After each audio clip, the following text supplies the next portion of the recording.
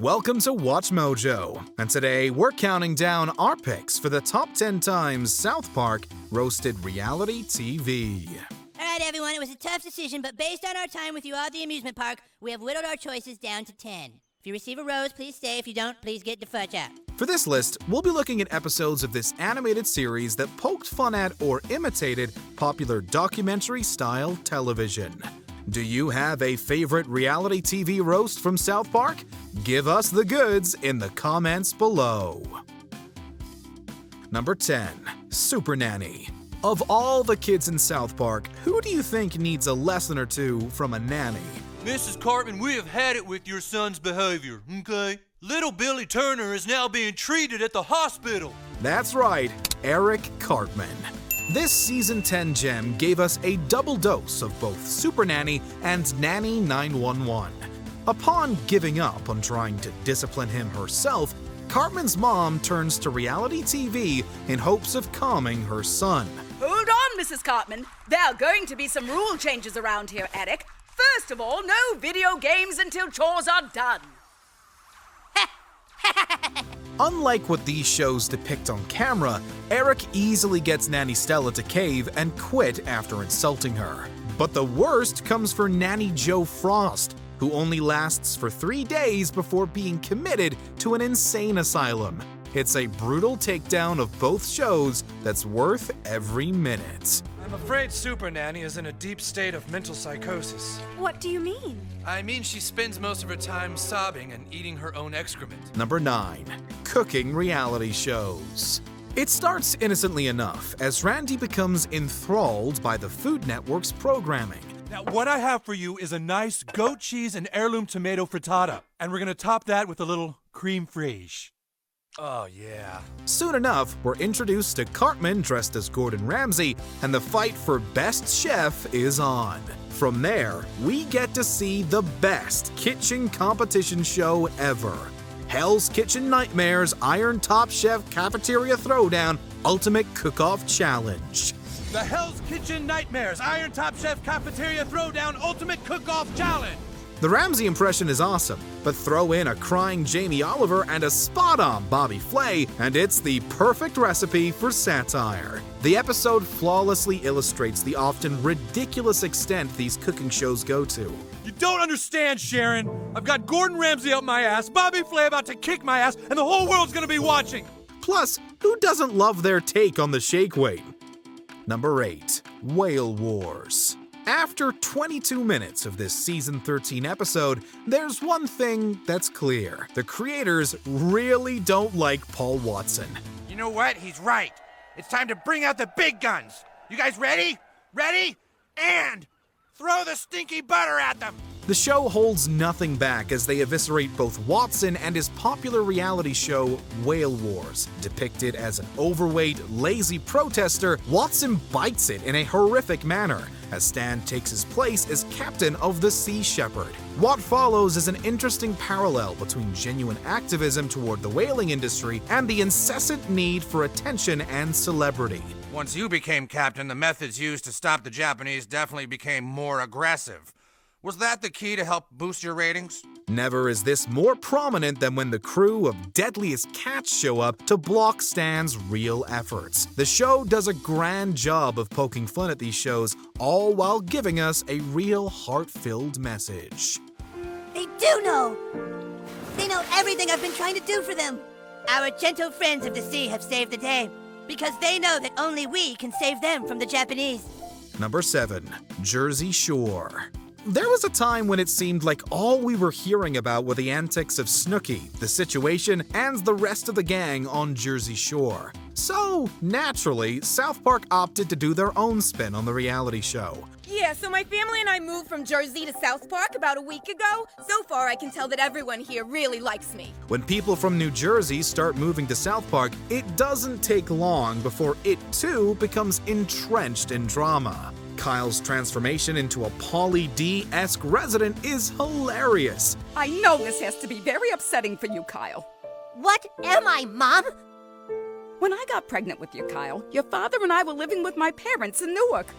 But nothing tops their depiction of Snooki as a mysterious creature willing to dry hump anything that comes near her. Your tactics don't work on me. Snooki wants smush smush. Throw in their own version of Teresa Giudice's famous table flip, and you've got a knockout parody. Number 6. Here Comes Honey Boo Boo. Here Comes Honey Boo Boo certainly stirred the pot around how the titular character and her family were portrayed. Where you going with that? It's mine. We gotta hydrate, Mama. I'm not grinding anymore. It feels great, but I'll never sneak out the house again. Regardless of any opinion, however, it was a ripe offering just waiting to be picked on. As it always does, South Park took what many of us had already seen and amplified it a 1000%. I'm getting a pig heart! Honey Boo Boo's gonna do pageants with a pig heart. We want to pick a hog that has pizzazz and knows how to work it, girl. Kyle watches the show for the first time and is immediately horrified at the depiction of Mama June and Honey Boo Boo herself. Not only is the episode funny, but it surprisingly had a meaningful message about how low reality TV has sunk. Jesus, dude. What's happened? It's like something's lowered the bar to the point that nobody feels any shame anymore. Number 5. My Super Sweet 16. On Halloween, we shall open the gates of hell, rise up to the earth, and we will rent out the entire W Hotel for an awesome party and invite a bunch of celebrities. Who doesn't love a good old-fashioned costume party? Turns out, even Satan himself loves it so much, he decides to throw a massive party. The entire planning, execution, and celebration itself are massive digs at MTV's My Super Sweet 16. I can't believe that we didn't have a dress rehearsal. If my core messes up, I will kill them and then cry. All the typical tropes from the show are here. We've got the oversized cake, ridiculous demands, a tightly controlled guest list, and even a massive throne for a hugely entitled Satan.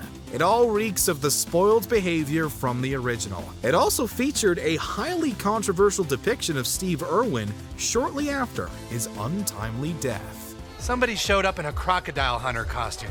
It's really offending some of the other guests. Oh, jeez. Number 4. I Shouldn't Be Alive.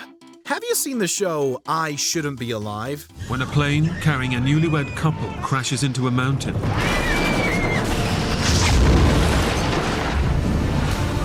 the survivors are left stranded. It's one of the reality-based programming that takes stories of survival and reenacts them with heavy narration, all for dramatic effect. It's that effect that sometimes seems to be a little heavier than what's needed for the narrative.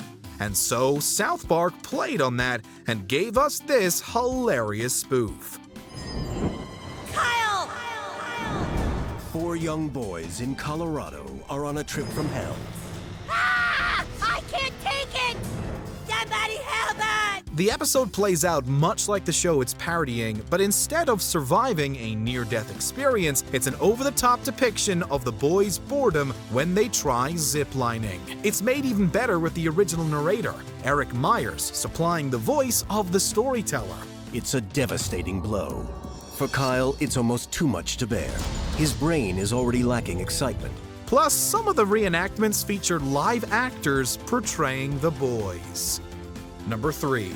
Dog the Bounty Hunter. If there's one thing Cartman loves as much as money, it's having authority. If anyone doesn't, you have the authority to bring them to me. Authority? Blessed with becoming the new hall monitor at the school, Eric goes all out. Sporting a mullet, a fake goatee, black clothes, and bear spray, fans of Dog the Bounty Hunter would recognize Cartman's getup easily. The show perfectly mocks the antics of the original by having Eric so serious about an otherwise mundane job. Now let me see your hall pass! It's right here! Alright, cool, brah. Go with Christ. What? You can't just push me up against the... So when Kyle's brother goes missing, this parody goes into overdrive. Assisting Cartman with his search are Leroy and Earl and Beth. Some badass guys to help me. Only had to pay them $15. You think you got away with not having a whole pay? the latter of whose assets bear a striking resemblance to Beth Chapman, the real Dog the Bounty Hunter's wife. Number 2.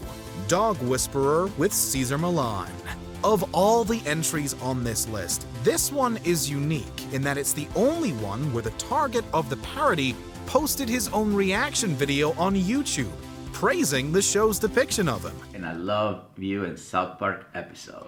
After the previously mentioned reality TV nannies can't get Cartman under control, Eric's mom calls on Cesar Millan, aka the Dog Whisperer, to help tame Cartman's attitude. See, I'm not looking at the child, I'm not acknowledging the child, I'm just letting the child know I'm not interested in him. Not interested in me. Treating him like a literal dog, Millan eventually gets Cartman to conform and become a mildly well-adjusted child. We love the fact that, although it's a parody, you can clearly feel the love from the writers towards Millan. I'm so happy you're back. How is the child doing? Oh, he's amazing. I think the change in personality happened. Before we continue, be sure to subscribe to our channel and ring the bell to get notified about our latest videos. You have the option to be notified for occasional videos or all of them. If you're on your phone, make sure you go into your settings and switch on notifications. Number 1. Every reality show ever. What the? Chef, we're in a repeat. A repeat? Cartman was visited by aliens again last night, and now it's like we're living a repeat of a previous day. Dude, I hate repeats. There was a time when reality TV wasn't such a fixture on Western television.